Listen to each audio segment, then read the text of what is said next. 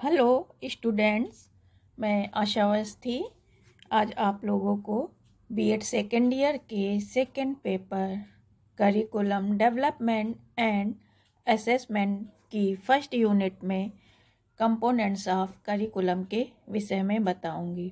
Components of curriculum के four major point हैं। जो पहला था डिटर्मिनेशन ऑफ ऑब्जेक्टिव, तो वो आपको इसके पहले वाले लेक्चर में क्लियर कर चुके हैं। अब जो दूसरा कंपोनेंट्स है सिलेक्शन ऑफ कंटेंट, आज उसके विषय में चर्चा करेंगे। सिलेक्शन ऑफ कंटेंट यानी विषय वस्तु का सिलेक्शन, उसका सिलेक्शन किस प्रकार किया जाना चाहिए। मतलब पाठ्यक्रम के निर्माण में किसी भी हम सब्जेक्ट का अगर करिकुलम निर्धारित करने जा रहे हैं यानी सिलेबस निर्धारित करने जा रहे हैं, तो उसको चयन करते समय यानी उसका सिलेक्शन करते समय किन किन चीज़ों की आवश्यकता होती है, किन बातों को हमें ध्यान में रखना चाहिए जिससे हम जिस क्लास के लिए या जिस एज ग्रुप के लिए हम करिकुलम तैयार कर रहे हैं, तो उसके लिए हमें बच्चों की इंडिविजुअल डिफरेंस हैं, रुचियां हैं, कैपेबिलिटी है आदि, इन चीज़ों को भी ध्यान रखने के साथ साथ ही और भी कई चीज़ें महत्वपूर्ण हैं जिनको ध्यान रखना होता है। तो हेमन 1973 ने कहा है कि जो नॉलेज को इस प्रकार से बताया कि जो भी नॉलेज है उसको जब हम किसी सिलेबस या करिकुलम के अंतर्गत रखते हैं तो उसके फैक्ट को एक्सप्लेन करते हैं, तथ्यों का यानी विश्लेषण यानी व्याख्या करते हैं, उसके प्रिंसिपल्स क्या हैं और वो उसका कॉन्सेप्ट क्या है, उस कॉन्सेप्ट को हम डेफिनेशन के माध्यम से क्लियर करते हैं। फिर उससे संबंधित कौन कौन सी एक्टिविटी हैं, स्किलें जो बालकों में डेवलप हो सकती हैं, उसको उस नॉलेज को प्राप्त करने के लिए क्या प्रोसेस होगा, रीडिंग, राइटिंग, कैलकुलेटिंग, मतलब किस प्रकार की एक्टिविटी होगी, उसके साथ में किस प्रकार के टीचिंग मेथड्स होंगे और किस प्रकार से उसका मतलब ऐसा भी करिकुलम होना चाहिए कि उसमें हम कम्युनिकेशन भी अच्छी तरीके से कर सके जो बच्चों को समझ में आए। और उसके साथ ही उस नॉलेज से क्या वैल्यू डेवलप हो रहे हैं स्टूडेंट्स में, उनमें किस तरह की वैल्यू आ रहे हैं। जैसे कि कई तरह की चीज़ें होती हैं उस करिकुलम के माध्यम से, डायरेक्टली इनडायरेक्टली बच्चा काफ़ी कुछ चीज़ें सीख लेता है। तो वो अच्छी चीज़ें सीख रहा है क्या या बुरी चीज़ें, यानी गुड की बैड या राइट या रॉन्ग एंड ब्यूटीफुल एंड अगली। तो हमें इसके ऐसा करिकुलम निर्माण करना है कि जो उसके अच्छे पक्ष का विकास करे, गुड हैबिट्स डाले, गुड चीज़ें, अच्छी चीज़ें सीखे। तो करिकुलम से जो उसकी थिंकिंग जो है, नॉलेज है, वो डेवलप होनी चाहिए, उसकी सोचने की समझने की क्षमता डेवलप होनी चाहिए। इस तरह का करिकुलम होना चाहिए कि उसको खुद उसकी थिंकिंग डेवलप हो। The curriculum content must be essentially problem oriented, यानी जो भी हम कंटेंट लें करिकुलम के लिए वो समस्या उन्मुख होना चाहिए, यानी प्रॉब्लम ओरिएंटेड होना चाहिए। और वर्तमान की क्या नीड्स हैं, जो हमारी प्रेजेंट टाइम की, उन नीड्स को ध्यान में रखते हुए कि किस तरह का मतलब प्रेजेंट टाइम का एनवायरनमेंट है, उसके लिए हमें किस तरह की कंटेंट की आवश्यकता है, किस तरह का कंटेंट रखें जो वर्तमान के लिए यानी प्रेजेंट के लिए उसकी वो उपयोगी हो, महत्वपूर्ण हो। और सबसे बड़ी बात कि जो हमारा कंटेंट है यानी content is closely related to curriculum objectives, यानी जो हमारे करिकुलम के हमने जो मतलब ऑब्जेक्टिव्स बनाए हैं, यानी जो पहला आपने कंपोनेंट पढ़ा कि ऑब्जेक्टिव्स का फॉर्मेशन, तो हम उन जो करिकुलम हमारा हो वो उन ऑब्जेक्टिव्स को प्राप्त करने वाला होना चाहिए। तो इस प्रकार से हमें करिकुलम को निर्धारित करते समय विभिन्न स्रोतों का ज्ञान भी प्राप्त करना है और किस आधार पर हम विषय वस्तु का चयन करें, उसके बेस क्या होने चाहिए, ये भी हमें निश्चित करना है। और उससे संबंधित कौन कौन सी प्रॉब्लम्स हैं और उसका नॉलेज, उसको प्राप्त करने का नॉलेज और उनके सॉल्यूशन का प्रयास भी उसमें होना चाहिए। और जो भी हम मतलब कंटेंट निर्धारित करें उसका क्राइटेरिया भी निर्धारित होना चाहिए। और किन पद मतलब किस तरह से किन पदों पर होनी चाहिए। इसका मतलब कि हमें कंटेंट निर्धारित करते समय विभिन्न पक्षों को ध्यान में रखना चाहिए कि जैसे एक तो ये कि जैसे शैक्षिक उद्देश्यों को प्राप्त करने के लिए ही सब जो भी हमारे उद्देश्य होते हैं उन्हीं को प्राप्त करने के लिए करिकुलम का निर्माण किया जाता है, और इन उद्देश्यों की प्राप्ति के लिए ही हम पाठ्यक्रम की जो मतलब करिकुलम निर्माण की जो संरचना करते हैं यानी कंस्ट्रक्शन करते हैं, उसकी जो आउटलाइन बनाते हैं, तो वो उन उद्देश्यों को ही ध्यान में रखकर बनाई जाती है। और जो पाठ्यक्रम ऐसा पाठ्यक्रम बनाया जाना चाहिए कि जो उन उद्देश्यों की प्राप्ति में सहायक हो। और कंटेंट का भी मेन बात है कि जो उस उद्देश्यों के लिए हमें कंटेंट का सिलेक्शन करना है तो वो कहाँ से किया जाए तथा कैसे किया जाए। तो ये जो पाठ्यक्रम के निर्धारक हैं जो निर्धारित करते हैं पाठ्यक्रम को, जो शिक्षाविधि कमेटी या कमीशन, तो उनके लिए बहुत ही एक डिफ़िकल्ट और महत्वपूर्ण यानी इम्पोर्टेंट प्रश्न रहता है तो कि इसको किस तरीके से हम प्राप्त कर सकते हैं, इनका मैटर हम कहाँ से ले सकते हैं। तो इसके लिए कुछ मतलब विषय वस्तु के स्रोत बताए गए हैं, सोर्सेस ऑफ कंटेंट। तो सबसे पहला हमारा जो कंटेंट का सोर्स है पोषित मूल्य यानी चेस्ट वैल्यूज। चेस्ट वैल्यूज क्या होते हैं? जैसे व्यक्ति है या आप हैं, आपके भी अपने कुछ वैल्यू हैं, तो उसी प्रकार प्रत्येक समाज जो समाज है, प्रत्येक समाज के भी अपने कुछ निश्चित मूल्य होते हैं जिनको वो प्राप्त करने का प्रयास करता है, तथा फिर वो अपने इन प्रयासों में जो प्राप्त करना चाहता है मतलब प्राप्त करने के प्रयास में वो इन मूल्यों का पोषण भी करता है। और मनुष्य फिर उन्हीं उसके जो आदत में वो जो मूल्य आ जाते हैं तो वो उन्हीं के लिए फिर जीता है, और जब उन मूल्यों के लिए वो जीने लगता है तो उसे पोषित मूल्य कहा जाता है यानी चेस्ट वैल्यू कहा जाता है। तो वुड्स ने इनको किस प्रकार से डिफाइन किया है? Values are the determinants of human behaviour, they function as ideal and aims, यानी मूल मानव व्यवहार के निर्धारक तत्व हैं। ये आदर्श एवं लक्ष्य दोनों का कार्य करते हैं। और जॉन ने कहा है वैल्यूज आर आइडियल्स, बिलीफ्स और नॉर्म्स विच अ सोसाइटी और the large majority of a society members hold, यानी मूल आदर्श व्यवहार या मानक हैं जिन्हें संपूर्ण समाज या समाज का एक बड़ा भाग धारण किए होता है। तो इस प्रकार से चेस्ट वैल्यू को आपने समझा कि ये किस तरह के वैल्यू हैं जो मनुष्य को प्राप्त करने होते हैं। तो मूल्यों का व्यक्ति तथा समाज के लक्ष्यों, शिक्षा के उद्देश्यों एवं पाठ्यक्रम से घनिष्ठ संबंध होता है, मतलब घनिष्ठ रूप से ये संबंधित होते हैं। और शिक्षा के उद्देश्यों की पूर्ति हेतु पाठ्यक्रम का निर्माण किया जाता है और पाठ्यक्रम की विषय वस्तु इन्हीं मूल्यों से प्राप्त होती है। तो इस प्रकार हम कह सकते हैं कि जो मूल्य हैं वो कंटेंट के सोर्स होते हैं।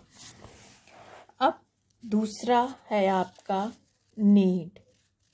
तो नीड जो प्राणी की आवश्यकताएं यानी मानव की जो आवश्यकताएं हैं उसी से मानव क्रियाशील होता है। एक तरह से हम कह सकते हैं कि जो मनुष्य की जो आवश्यकताएं हैं वो उसे क्रियाशील बनाती हैं।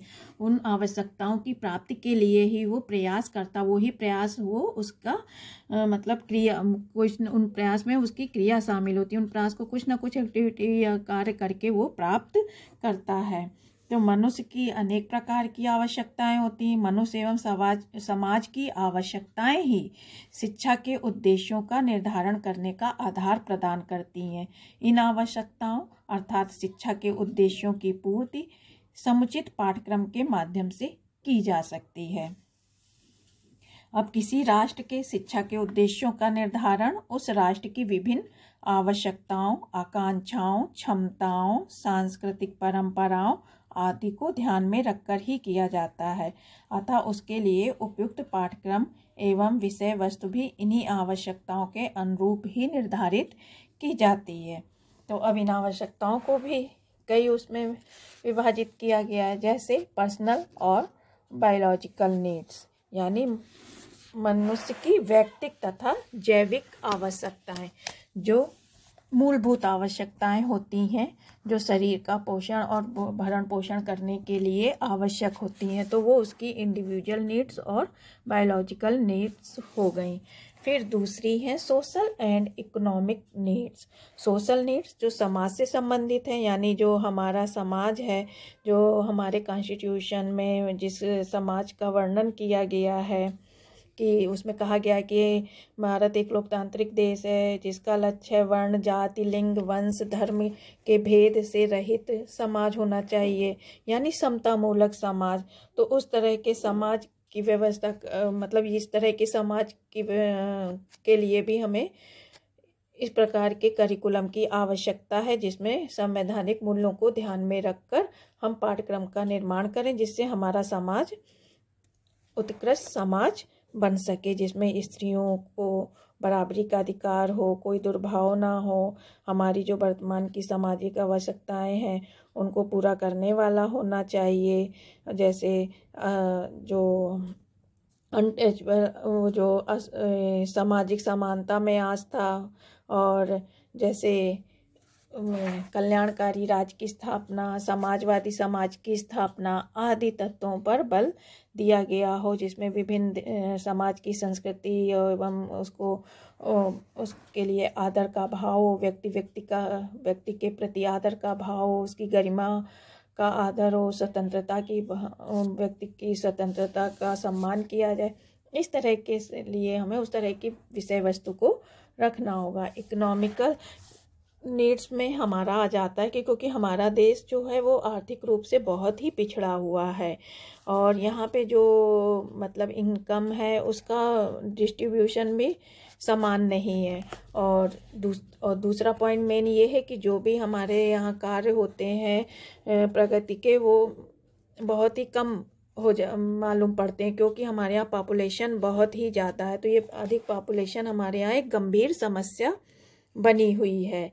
तो इस तरीके से हमारे यहाँ जो भी कारखाने या जो भी चीज़ की मतलब आर्थिक विकास के लिए किया जाए, जो भी नीतियाँ अपनाई जाएं, तो उसके लिए ये ध्यान रखा जाए कि बेरोजगारी कम हो सके, उत्पादन में वृद्धि हो, रोजगार बढ़े, कुशल जनशक्ति में वृद्धि हो, यानी जो इतनी हमारी जनसंख्या है उसको हम कुशल बनाएं, जिससे हम उसको विकास के कार्यों में प्रयोग में ला सकें, और भौतिक संसाधनों का विकास हो, और राष्ट्रीय जो आय हमारी मतलब नेशनल इनकम है उसका वितरण बहुत ही ज़्यादा समान है तो वो संतुलित हो सके कुछ, और जो बेरोजगारी है उसको हम समाप्त कर सकें।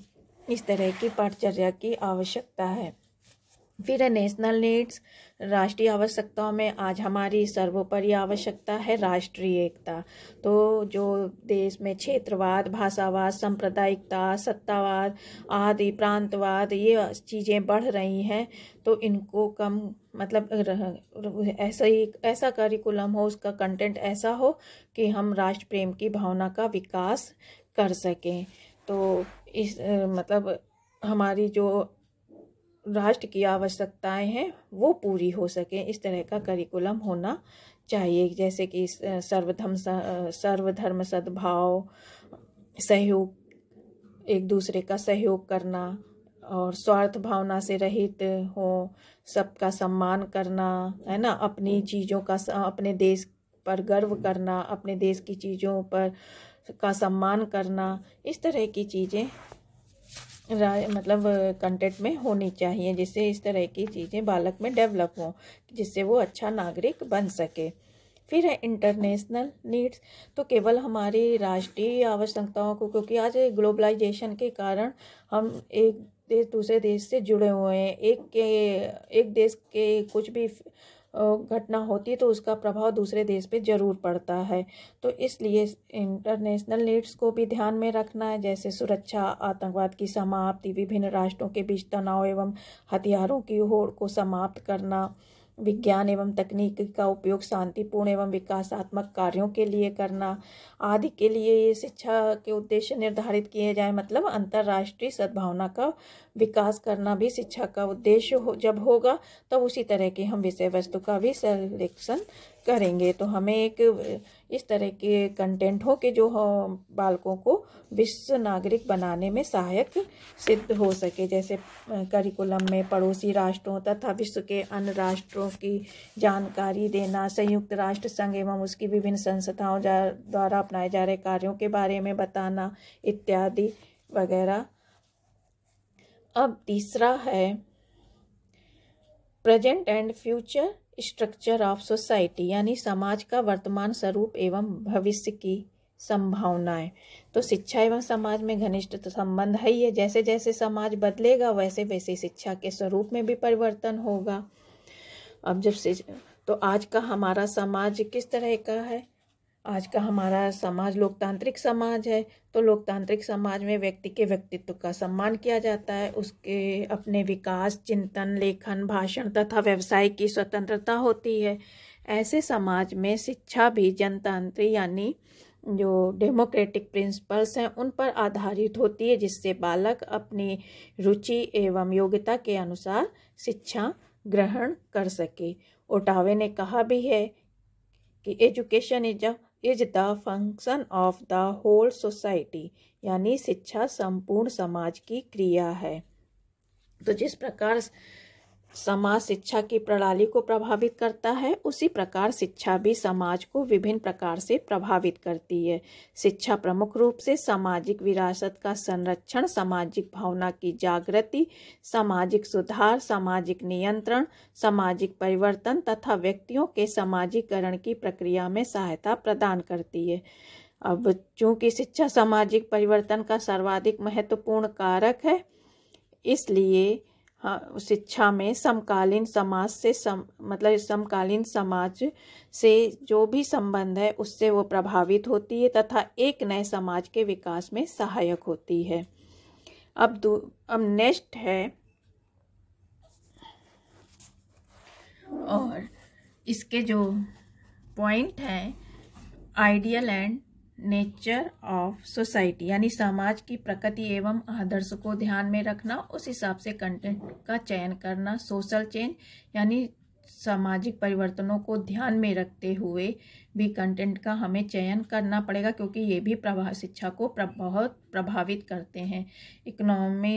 इकोनॉमिकल कंडीशन, यानी आर्थिक दशाएं किस तरह की हैं, जैसे वो पहले ही बताया जा चुका है कि आर्थिक दशा भी प्रभावित करती है। उस तरह का कंटेंट रखें। अगर जैसे हम विकासशील देश हैं तो हमें अपने उत्पादन बढ़ाने वाले, गरीबी हटाने वाले, इस तरह का हम कंटेंट रखें कि देश में इस तरह का विकास हो सके। फिर पॉलिटिकल कंडीशन, किस तरह की राजनीतिक दशाएं भी बहुत इफेक्ट डालती हैं।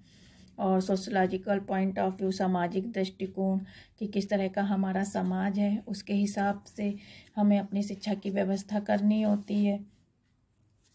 फिर नेक्स्ट है नेचर ऑफ द लर्नर, यानी शिक्षार्थी की प्रकृति। तो आज चाइल्ड सेंटर्ड एजुकेशन की प्रधानता है। शिक्षा का केंद्र बिंदु शिक्षार्थी ही है और शिक्षा की समस्त प्रक्रियाओं एवं कार्यक्रमों का आयोजन शिक्षार्थी को दृष्टि में रखकर ही किया जाता है। तो शैक्षिक उद्देश्यों के निर्धारण में हम सर्वाधिक बल मतलब शिक्षा प्रक्रिया में किसको दिया जाता है? स्टूडेंट्स के ऑलराउंड डेवलपमेंट पर तथा उसके इंडिविजुअल डिफरेंट को ध्यान में रखते हुए उसकी प्रकृति को विशेष महत्व दिया जाता है। उसकी आवश्यकताएं, अभिरुचियां तथा इंडिविजुअल डिफरेंस को ध्यान में रखते हुए और कंटेंट का सिलेक्शन करना आज एक महत्वपूर्ण आवश्यकता है। और इस प्रकार विषय वस्तु के सिलेक्शन में शिक्षार्थी भी एक प्रमुख स्रोत है कि उसके अकॉर्डिंग ही हमें शिक्षा की व्यवस्था करनी है। तो उसी के अनुरूप हमें अपने कंटेंट का चयन भी करना होगा। फिर पांचवा है लोकतांत्रिक नागरिकता की भावी आवश्यकताओं के रूप में प्रौढ़ क्रियाएं, adult activities as the future needs of the child democratic citizenship, यानी इसके लिए हमें क्या करना, प्रत्येक व्यक्ति को उसके लिए प्रशिक्षित किया जाना आवश्यक है। किसके लिए? डेमोक्रेटिक सिटीजनशिप के लिए, यानी लोकतांत्रिक नागरिक के लिए। अब इसके लिए नागरिकता के बहुत से मानसिक, सामाजिक एवं नैतिक गुणों की आवश्यकता होती है कि अच्छा नागरिक बनने के लिए हमें इन चीज़ों की आवश्यकता होती है। तो शिक्षा के द्वारा बालकों में इन गुणों का विकास किया जाए जिससे वो राष्ट्र का अच्छा नागरिक बन सके। बालक में नागरिकता के गुणों का समावेश करने के लिए उसे कुछ क्रियाएं इस प्रकार से करिकुलम में रखी जानी चाहिए कि जैसे को करिकुलर एक्टिविटी के द्वारा उसके इन गुणों का विकास हो सके, जैसे डिस्कशन, प्ले में कोई भूमिका देना, है ना, और कई तरह के खेलकूद के माध्यम से, नाटकों के माध्यम से क्रियाएं कराना जिससे बालक में इन गुणों का विकास हो सके। तो विषय वस्तु का चयन करते समय में इस बात का भी ध्यान रखना है। फिर है पब्लिक ओपिनियन यानी जनमत, क्योंकि शिक्षा व्यक्ति तथा समाज एवं राष्ट्र के उत्थान का प्रमुख साधन है, क्योंकि ये व्यक्ति और समाज से जुड़ी हुई है। तो इसलिए क्योंकि व्यक्ति और समाज के लिए ही शिक्षा है, इसलिए शिक्षा के 3 प्रमुख उद्देश्य हैं, इंडिविजुअल, सोशल एवं नेशनल। तो जो व्यक्ति है उसका निर्माण समाज में होता है तथा समाज का विकास व्यक्तियों द्वारा किया जाता है।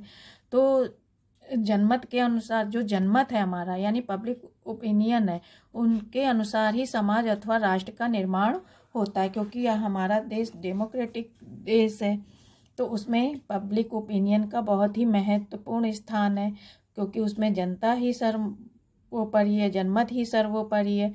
तो जनमत भी समाज की आवश्यकता के अनुसार शिक्षा की व्यवस्था करने का प्रयास करता है कि इस तरह का कभी कभी कुछ चीज़ें सिलेबस में ऐसी आ जाती है कि जनमत उसका विरोध करने लगता है, तो फिर सरकार को क्या करना पड़ता है, उसको चेंज करना पड़ता है। तो इसलिए ये भी जनमत भी एक सोर्स है महत्वपूर्ण। फिर है growing store of human knowledge यानी मानवीय ज्ञान का बढ़ता हुआ भंडार, क्योंकि मानवीय ज्ञान दिन प्रतिदिन बढ़ता जा रहा है। आप देख रहे हैं अब कितने नए नए विषय आ रहे हैं, तो मानवीय ज्ञान के भंडार में प्रत्येक समय किसी न किसी प्रकार की वृद्धि अवश्य हो रही है, लेकिन वर्तमान समय में इसका परसेंटेज ज़्यादा बढ़ गया है, यानी ज़्यादा तीव्र गति से हो रही है। अब बताया जा रहा है कि जैसे 1901 में जितना ज्ञान था वह सन 1950 तक दुगना हो गया, तथा जितना सन 1950 में था उसके बाद हर प्रत्येक वर्ष में वो डबल होता जा रहा है। तो इस प्रकार ज्ञान का भंडार दिन प्रतिदिन बढ़ता जा रहा है। तो इसके लिए हमें बच्चों को मतलब तर्क शक्ति यानी रीजनिंग पावर, उनकी मेंटल लेवल अच्छा होना चाहिए, क्योंकि मानव मस्तिष्क भी क्या है, एक बाल्टी के समान है जिसमें हम एक सीमित अंश ही डालते हैं। लेकिन आज का समय ये है कि हमें उसको मतलब ऐसे रीजनल रूप में या इस तरह से डालना है कि बच्चा अच्छी तरीके से उसको कैच कर सके और उसको अप्लाई कर सके। और क्योंकि मनुष्य क्या एक उसकी प्रवृत्ति जिज्ञासु प्रवृत्ति है, तो नई नई चीज़ें रिसर्च करता रहता है, खोजता रहता है। तो इन खोजों से ही ज्ञान के भंडार में वृद्धि हो रही है, तो तभी तो नए नए सब्जेक्ट दिखाई दे रहे हैं। तो इस प्रकार हम ज्ञान का भंडार भी हमारा प्रमुख स्रोत है कि जिससे हम विषय वस्तु सिलेक्शन में हमारा महत्वपूर्ण ये सोर्स है। विषय अथवा अनुशासन की प्रकृति एवं संरचना, nature and structure of subject matter disciplines. विषय अथवा अनुशासन की प्रकृति एवं उसकी संरचना के बारे में स्पष्टता होने पर ही विषय वस्तु के चयन में सरलता होती है। यदि किसी विषय की प्रकृति वैज्ञानिक है और उसका कॉन्सेप्ट साइंटिफिक है और नेचर साइंटिफिक है, तो हम उसको उसी विषय के अंतर्गत रखेंगे। अगर आर्ट की प्रकृति है यानी हिस्ट्री की प्रकृति वाला, उसका कॉन्सेप्ट वैसा, तो हम उस सब्जेक्ट में रखेंगे। तो इसी प्रकार से ये विभिन्न प्रकार के सब्जेक्ट का जन्म हुआ। तो हमको मतलब जो पाठ्यक्रम निर्माता है उनको उसकी मतलब जो विषय वस्तु है उसकी प्रकृति यानी उसके नेचर और कॉन्सेप्ट को भी देखना है संरचना पाठ्यक्रम का निर्माण करते समय कि ये सब्जेक्ट की प्रकृति इस विषय वस्तु की प्रकृति किससे मैच कर रही है, उसी सब्जेक्ट के अंतर्गत हम उसको रखेंगे। तो इस प्रकार से ये महत्वपूर्ण सोर्स हैं। अब इसके बाद का नेक्स्ट वीडियो में उम्मीद है कि आपको ये समझ में आ गया होगा। Thank you.